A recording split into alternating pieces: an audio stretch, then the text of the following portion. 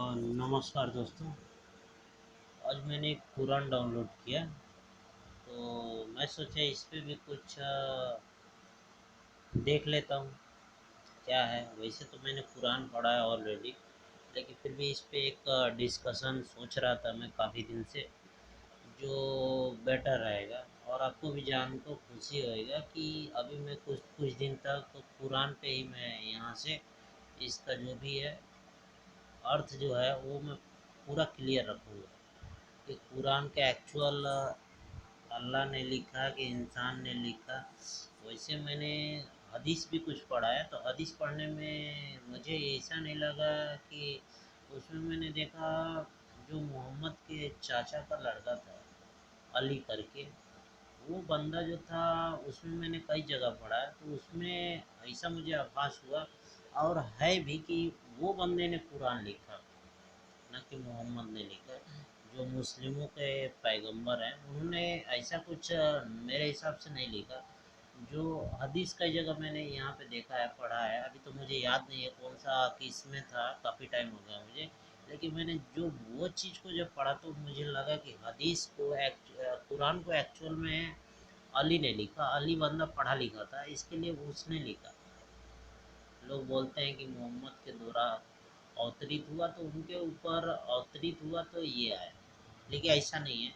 मैं नहीं पढ़ा, लेकिन फिर भी मैं कुरान को अब डिफाइन करूँगा कि एक्चुअल कुरान लिखा किसने। और जो कुरान भी लिखा है तो अल्लाह के द्वारा भेजा गया है, ये तीसरा व्यक्ति है या कोई और है, क्योंकि आपको जानना बहुत ज़रूरी है। आप जानोगे तो समझोगे। क्योंकि क्या रहता है, लड़ाई झगड़ा ये नॉर्मली बात है, ये तो आजकल चलता रहता है। लेकिन आपको अच्छी जानकारी, अच्छा नॉलेज और सही जानकारी वो मायने रखता है। जि ज़िंदगी है तो ये सब चलता रहेगा। बातें भी चलेंगी, अच्छा भी लगेगा बुरा भी लगेगा, तो कोई मेरे बात को बुरा ना माने। क्योंकि मैं जो जब इस पे मैं अच्छे से अभी बात करूँगा कि एक्चुअल में है कि नहीं है। तो यहाँ पे दे रहा है, यहाँ पे अल बकरा को मैंने खोला है, तो वह किताब यह है जिसमें कोई संदेह नहीं, मार्गदर्शक है डर रखने वालों के लिए, जो अनदेखे ईमान लाते हैं, नमाज कायम करते हैं और जो कुछ हमने उन्हें दिया उनमें से कुछ खर्च करते हैं, और जो उस पर ईमान लाते हैं जो तुम पर उतरा और तुमसे पहले अवतरित हुआ, और आखिरत पर वही लोग विश्वास रखते हैं। वही लोग हैं जो अपने रब को सीधे मार्ग पे हैं और वही सफल प्राप्त करते हैं। जिन लोगों ने क्रोध किया, इनकार किया है, उनके लिए बराबर है, चाहे तुमने उन्हें सचेत किया हो या न सचेत किया हो, ये ईमान नहीं लाते। अल्लाह उनके दिलों पर और कानों पर मुहर लगा दी है और उनकी आंखों पर पर्दा डाल दिया, और उनके लिए बड़ी यातना है। कुछ लोग ऐसे हैं जो कहते हैं कि हम अल्लाह और अंतिम दिन पर ईमान रखते हैं, हालांकि वे ईमान नहीं रखते। वे अल्लाह और ईमान के साथ धोखेबाजी कर रहे हैं, हालांकि धोखा वे स्वयं अपने आप को ही दे रहे हैं, परंतु वे इनका महसूस नहीं करते। अब यहाँ पे मैंने पढ़ा, यह वो किताब है, यह किताब यही है जिसमें कोई संदेह नहीं है, मार्गदर्शक है डर रखने वालों के लिए।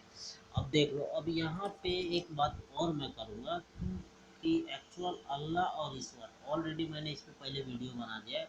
ये दोनों एक चीज़ नहीं है, अल्लाह ईश्वर और परमेश्वर ये तीनों अलग अलग चीज़ है, तो तीनों एक हो ही नहीं सकता। अब यहाँ पे देखो, यहाँ पे दिया है वह यह किताब है, इसमें कोई संदेह नहीं। मतलब इसमें पहले संदेह नाम की कोई चीज़ नहीं है, पहले इसमें डाल दिया गया, वो आपके दिमाग में भर दिया गया कि इसमें आप संदेह नहीं कर सकते। जबकि गीता में श्री कृष्ण ने बोला है कि परिवर्तन ही जीवन का नियम है, कि दिन प्रतिदिन परिवर्तन होता रहता है, सृष्टि में परिवर्तन होता रहता है। समय के इंसान से समय के हिसाब से इंसान को बदल जाना चाहिए, सारा चीज़ वहाँ पे दिया है। लेकिन गलत चीज़ को नहीं अपनाना चाहिए, बदलना चाहिए लेकिन गलत चीज़ को अपनाना नहीं चाहिए। यहाँ पे क्या दिया है, आप ये किताब पे उंगली नहीं उठा सकते। अब देखो, अब यहाँ पे क्या दिया है, यह किताब है जिसमें कोई संदेह नहीं। आप ये किताब पे कोई संदेह कर ही नहीं सकते, गलत भी रहेगा तो भी आपको मानना पड़ेगा, उंगली नहीं उठा सकते, क्वेश्चन नहीं पूछ सकते। जब आप क्वेश्चन नहीं पूछोगे तो आपका दिमाग का विकास नहीं होगा। अब आपका दिमाग का विकास नहीं हो सकता तो आप क्या करोगे?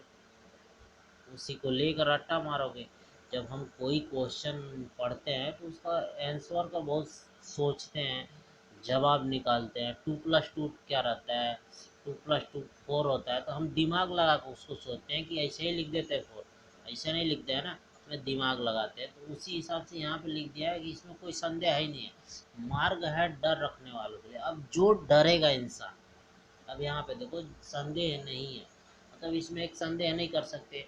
और जो डर रखने वाले हैं और जो अनदेखा ईमान लाते हैं, अगर देख के ईमान नहीं लाते, अनदेखा लाते हैं, अंधेरे में ईमान लाते हैं और डर के भी ईमान लाते हैं, ना नमाज कायम करते हैं, जो कुछ उन्हें हमने दिया उस पर खुद खर्च करते हैं, मतलब अंधेरे में तीर मारते रहो। एक ने बोल दिया, एक एक अगर एक अगर गड्ढा गड्ढा अगर कुएं में गिरता है तो सारे गड्ढे कुएं में गिर जाते हैं। उनको ये नहीं सोचना है इधर से रास्ता है। कहने का मतलब यही हुआ मेरे, कि आप आंख बंद करके उस पर ईमान लाओ, गलत सही आपको नहीं देखना है। इसमें जो भी है उसी किताब के हिसाब से आपको चलना है, आपको गलत सही पे उस पर नॉलेज नहीं लेना। अब आपको मैं आगे बता देता हूँ। जो नमाज कायम करते हैं, जो भी इसका रूल फॉलो करते हैं, ये हो गया, तो उस पर ईमान लाते हैं।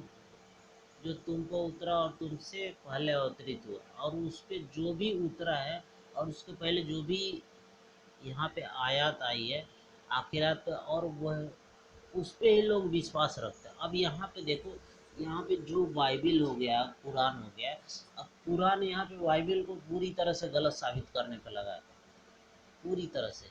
और ये सारे नबी एक ही हैं, यहाँ से जितने भी नबी आए, इस्लाम के हुए चाहे ईसाई के हुए, जो भी नबी है, ये यहाँ पे ईसाई को तो अपना नबी मानते हैं, लेकिन उसके द्वारा जो अवतरित किया गया अल्लाह के द्वारा, वो पहले वाला जो किताब आया था बाइबिल, उसको ये लोग डिफाइन नहीं करते, वो मानते ही नहीं। लेकिन यहाँ पे क्या आता है, उसके पहले जो अवतरित हुआ, जो आयत और अवतरित हुआ, तो उसके पहले बाइबिल ही था।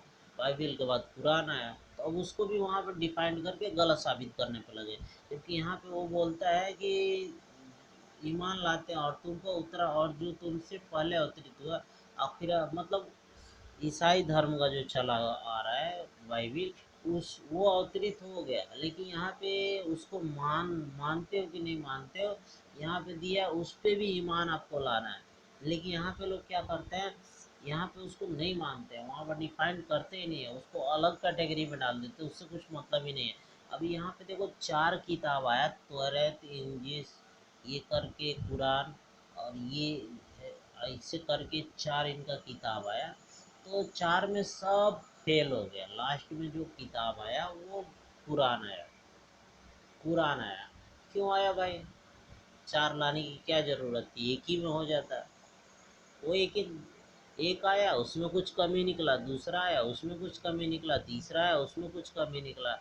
अरे अल्लाह है, इंसान से गलती होता है, अल्लाह से तो गलती होना नहीं चाहिए। तो यहाँ पे वही मेरे कहने का मतलब है कि यहाँ पे होना ही नहीं चाहिए गलती, विश्वास रखते। तो यहाँ पे तो तौरात, इंजील, क्या जो भी बोलते हैं, वो सारा फेल हो गया, जबकि वहाँ पे ईमान लाने के लिए बोला गया। अब यहाँ पे देखो, यहाँ पे क्या है, अब वह लोग जो अपने रब के सीधे मार्ग पर, और वही सफलता प्राप्त करने वाले हैं। मतलब जो वही वही लोग हैं जो अपने रब के सीधे मार्ग पर और वही सफलता प्राप्त करें। मतलब जो लोग इस्लाम को मानते हैं वही सीधे रास्ते पे, बाकी सब गलत रास्ते पे, बाकी सब गड्ढे में गिर रहे हैं। कहने का मतलब है, मतलब जो इस्लाम अपनाएगा, चाहे जो कुरान को मानेगा, वही सीधे रास्ते पे। तो गलत काम काहे कर रहे हो भाई? गलत काम को नहीं करने का चाहिए ना। फिर यहाँ पे लोग गलत काम क्यों कर रहे हैं? और यहाँ पे एक और गौर करने वाली बात है, वही लोग हैं जो अपने रब के सीधे मार्ग पर हैं। अब यहाँ पे देखो एक चीज़ और, मैं कन्फ्यूजन यहाँ पे दूर कर दूँ। अब ये जो आयत लिखा है कुरान की, ये वही लोग हैं जो अपने रब के सीधे मार्ग पर हैं। मतलब इसमें ये जो भी आयत लिखा है, ये अल्लाह ने नहीं लिखा, अल्लाह के द्वारा बोला भी नहीं गया, अल्लाह के द्वारा लिखा भी नहीं गया, अल्लाह के द्वारा कहा भी नहीं गया। ये कौन सा हो गया बंदा। ये दूसरा बंदा किसी ने यहाँ पे लिखा है, अगर यहाँ पे अगर लिखता अल्लाह यहाँ पे लिखता, ये वही लोग हैं जो अपने रब के सीधे मार्ग हैं। मतलब यहाँ पे लिख देता, यहाँ पे अगर कुरान में ये बात लिख देता, वही लोग हैं जो मेरे द्वारा बताए गए सीधे मार्ग पे हैं, वो सफलता को प्राप्त करते हैं। अगर भाई इतना सफल हो गए रहते, अगर अच्छे से कर्म किए रहते, तो गरीबी नहीं आती,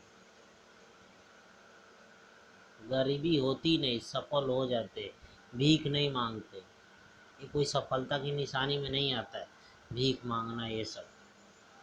तो यहाँ पे है, और जिन लोगों ने प्रूफ किया, इनकार किया, उनके लिए बराबर है, चाहे तुमने उन्हें सचेत किया हो या सचेत न किया, वो ईमान नहीं रखता। अब मतलब, अब अल्लाह ने बनाया सारे इंसान को, एक बेसिक मैं बता रहा हूँ, अगर सारे इंसान को अगर अल्लाह ने बनाया, तो यहाँ पे अगर उसने बना दिया, एक बेसिक समझो, तो सिंपल सी बात है, अगर अल्लाह ने बनाया तो उसके सारे बंदे हुए, तो सबको अल्लाह को मानना चाहिए।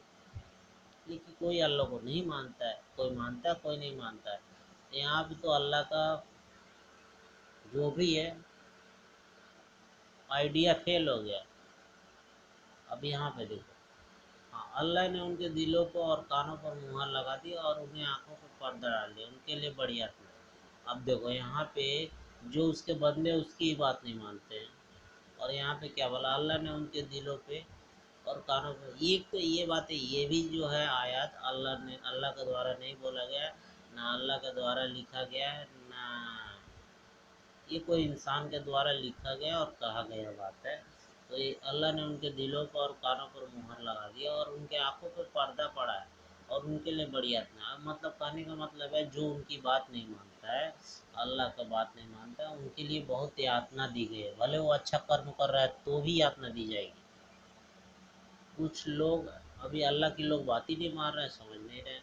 कुछ लोग ऐसे हैं जो कहते हैं कि हम अल्लाह और अंतिम दिन पर ईमान रखते हैं, वो नहीं रखते। कुछ लोग कहते भी, वो तो शैतान वाली बात हो गई।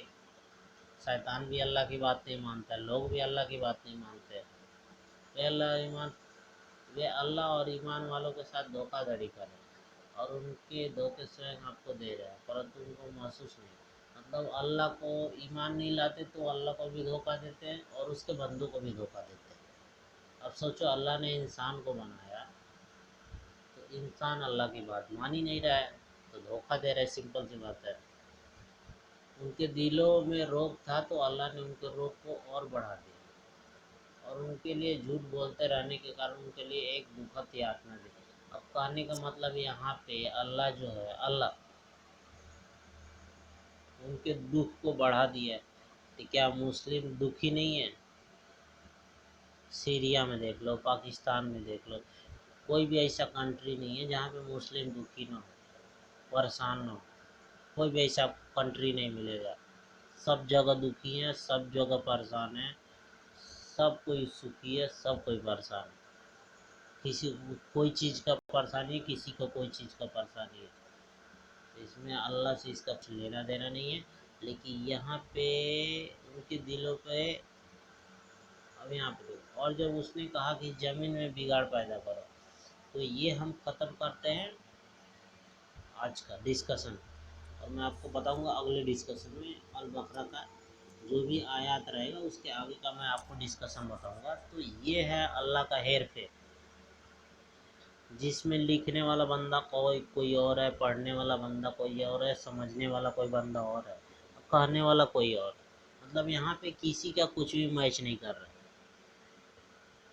दूसरी बात इस गीता में श्री कृष्ण ने कहा है कि मैं हर उस व्यक्ति से, हर इंसान से प्रेम करता हूँ जो मुझे प्रेम करता है, लेकिन मैं सबसे प्रेम करता हूँ। ऐसा नहीं कि मैं उसी से प्रेम करता हूँ जो मुझसे प्रेम करता हूँ। मैं सबसे प्रेम करता हूँ, लेकिन जो मुझसे दूर जाता है उससे भी मैं प्रेम करता हूँ। लेकिन यहाँ पे क्या है, अल्लाह उससे ही प्रेम करता है जो उससे डरता है, जो उसकी बात मानता है, उसकी आयत मानता है। तो सोचने वाली बात है कि ये अल्लाह है सबके लिए है तो नहीं, वो खास वर्ग खास इंसान के लिए है। एक जगह भी आयात में पढ़ रहा था तो उसमें केवल उसी कुरान जो निकाला है वहाँ पे निकाला है, वो अरबी भाषा में इसके लिए निकाला है क्योंकि वहाँ के जो अरब के लोग थे वो अरबी भाषा में समझ सकते और वहीं के लिए लोगों के लिए ये सब लिखा गया था, ना कि पूरी दुनिया के लिए लिखा गया था। ये देखा जाए तो उसमें मैंने अभी पढ़ा, उसका भी मैं डिस्कशन करूँगा और उसको भी क्लियर करूँगा जो भी है। तो अब ये ऐसा चलेगा कुछ दिन तक, क्या है क्या पोजीशन है वो मैं देखूँगा। तो ये गीता में और बाइबिल में बहुत डिफरेंस है। गीता में, बाइबिल में, कुरान में जमीन आसमान और धरती, जमीन आसमान पाताल का अंतर है। अब इससे एक दूसरे के ये सोचोगे कि सब मैच करेगा तो कहीं भी कोई मैच नहीं करेगा। लोग बोलते हैं कि मैच कर जाएगा, तो कहीं भी नहीं मैच करेगा। आप अगर हिंदी आपको ट्रांसलेशन अच्छे से आता हो, अनुवाद करना आता है, हिंदी का ट्रांसलेशन आपको अच्छे आता है, आप अगर अच्छे से पढ़ाई को भूतकाल, भविष्यकाल और वर्तमान काल का आपको नॉलेज है, तो आपको ये चीज़ को क्लियर करने में, मॉडिफाई करने में थोड़ा भी वक्त नहीं लगेगा। आप समझ जाओगे अल्लाह का क्या एम है, ईश्वर का क्या एम है और महोबा का क्या एम है। हाँ, कुछ दिन के बाद से मैं बाइबिल पे ही डिस्कशन चालू करूँगा और उसका भी मैं यहाँ पे निकालूंगा और गीता का भी करूँगा, तो आपको समझ में आएगा। तो पहले भी मैं कि कुरान पे ले जाता हूँ, तो यहाँ पे कहीं भी कोई ऐसा वर्ड नहीं है जहाँ पे ये लिखा हो कि मैं ही अल्लाह। यहाँ पे लिखा है जो अनदेखी ईमान लाता है। अब इसमें देख के ईमान नहीं लाना है, सोचना भी नहीं है, समझना भी नहीं है, आंख बंद करके मानो, विश्वास करो। गड्ढे में गिरना है तो सब गड्ढे में गिर जाओ, कुछ सोचना नहीं। कहने का मतलब है अनदेखा ही मान लो, उससे कोई मतलब नहीं है, समझना नहीं है, दिमाग नहीं लगाना, कुछ करना ही नहीं है। तो ये रही कुरान की बातें। तो आगे और भी आपको मैं बताऊंगा जो बेहतर तरीके से आप समझ सको। और मैंने ये सोचा चालू करूँ अभी, कई दिन से मैं सोच रहा था कि इस पे भी कोई डिस्कशन चालू करूँ जो बेहतर है, आप जान सको कि एक्चुअल में कुरान है क्या, बाइबिल है क्या, गीता है क्या। तो आप खुद डिफाइन कर सकते हो और दूसरे के सामने उसका भाव रख सकते हो, आप अपने हिसाब से समझ सकते हो। तो धन्यवाद। किसको भी कोई डाउट आता है तो कमेंट बॉक्स में पूछ सकता है, उसका जवाब ज़रूर दूंगा जहाँ तक कि मुझे नॉलेज आएगा। और ये किसी का भावना, किसी को नीचा दिखाने के लिए मैं वीडियो नहीं बनाया। अगर कोई अपने ऊपर लेता है तो अलग बात है। यहाँ पे मैं इसको डिफाइन करने के लिए कि एक्चुअल में तीनों एक है, कुरान, बाइबिल, गीता तीनों एक है कि अलग अलग है, मैं सारा का डिफाइन करूँगा। और कोई भी इसके लिए तो मैं पहले वीडियो बना दिया कि तीनों एक है क्या, अल्लाह ईश्वर